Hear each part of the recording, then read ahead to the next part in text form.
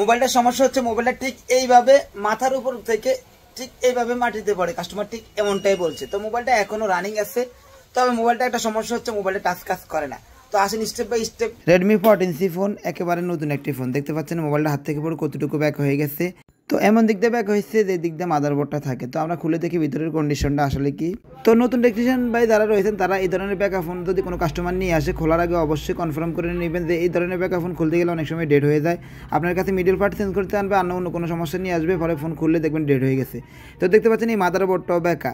এই মাদারবোর্ডটা খোলার আগে আমি কিন্তু টাচ লাইনের জিআরবিগুলো আগে মেপে নিয়েছি। দেখলাম যে এখানে 14 নম্বর লাইনটা মিস রয়েছে, মানে টাচ লাইনে 6টা লাইনের মধ্যে একটা লাইন মিস রয়েছে। তো এতে এটা কনফার্ম হতে আসলে ডিসপ্লে সমস্যা নাই, মূলত সিপিইউ থেকে একটা লাইন মিসিং রয়েছে। আর আছাড় খাওয়া ফোনের মধ্যে সিপিইউ থেকে বিভিন্ন লাইন মিসিং থাকতে পারে, এটা একেবারে স্বাভাবিক ঘটনা, কমন সমস্যা। অনেক সময় দেখা যায় ক্যামেরা আসে না, অনেক সময় দেখা যায় রিঙ্গের বাজে না, অনেক সময় দেখা যায় টাচ কাজ করে। তো টাচের লাইন সরাসরি সিপিইউ থেকে আসার কারণে আমি এখন সিপিইউটাই তুলে দেবো সিপিইউর তলে কী অবস্থা, কোনো প্রকার লাইন মিসিং রয়েছে কিনা, বল উঠছে কিনা। তো এখানে একই স্টিল সেলের নিচে 3টা আইসি থাকার কারণে ইএমসি, সিপিইউ, র্যাম, শুধুমাত্র সিপিইউ সাইডের আমি 3টা কেটে নিয়েছি। এখন স্টিল সেলটাও আমি খুব সাবধানের সহিত তুলব। আর এই ধরনের আছাড় খাওয়া ফোনের স্টিল সেল তুলতে সাবধানে তুলবেন। দেখা যায় আপনি একটা আইসির স্টিল সেল তুলতে যাবেন, অন্য সাইডে আইসি বল ছেড়ে দিয়েছে। তো সিপিইউ তুলে আমার হিসাব মিলতেছে না, এতক্ষণ দেখছি টাচ সেকশনের মাত্র একটা লাইন মিসিং ছিল, বাট সিপিইউ তোলার পর দেখি অসংখ্য বল মিস, টাচের 5টা বল মিস। তো এই আইসিটা পোস্টেড না হওয়ার কারণে অন্যান্য বলগুলো উঠছে, কারণ আছাড়ের পোর্টসের কারণে ওই বলগুলো আগেই নর্মাল হয়ে রয়েছে, সিপিইউ তোলার পরে সিপিইউর সাথে উঠে গিয়েছে। তো এই ধরনের সিপিইউতে ডিসোলার দিয়ে ঘষার সময় অবশ্যই সাবধানের সহিত ঘষাঘষি করবেন। অনেক সময় দেখা যায় এই ঘষার ফলে আরও কিছু বল উঠে যেতে পারে, এনসি বল তো কোনো কথা নেই। তো এখানে প্রায় 20টা বলের মতো মিসিং রয়েছে, এর মধ্যে 12টা বলের মধ্যে লাইন রয়েছে। 12টা বল মাস্ট বি জাম্পার করতে হবে, মানে নতুন করে বল করতে হবে।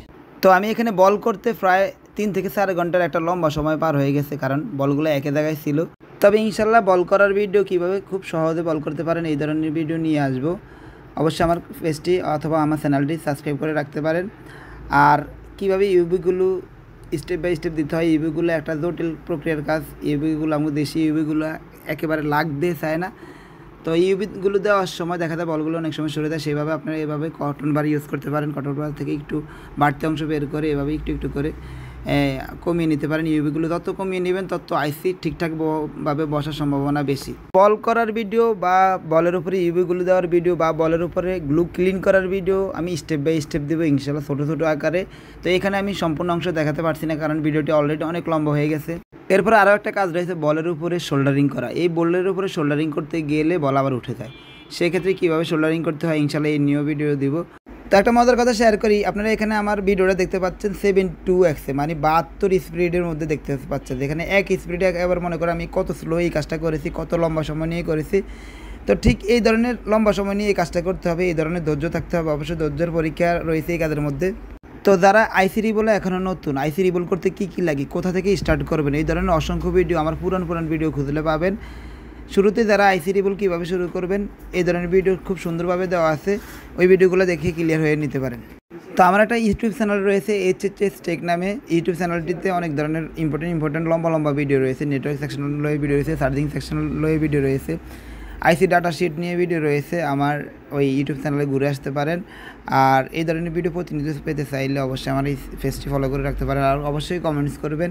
তো দেখতে পাচ্ছেন এখানে আলহামদুলিল্লাহ আমার মোবাইলটা অন হয়েছে, প্লাস টাচও ঠিকঠাক মতো কাজ করছে। এখানে 5টা লাইনে ছিল টাচের, যেই লাইনগুলো আমি ছোটো ছোটো বল করেছি, জাম্পার করেছি। তো ফোনটা লক থাকে, আর বাকি কিছু দেখাতে পারলাম না। ইনশাল্লাহ অন্য কোনো ভিডিওতে আবার আসবো। তো ভিডিওটি ভালো লাগলে অবশ্যই শেয়ার করে দেবেন, আর আমার পেজটি ফলো করে দেবেন। এই ধরনের ভিডিও প্রতিনিয়ত আমি আমার পেজে দিয়ে থাকি।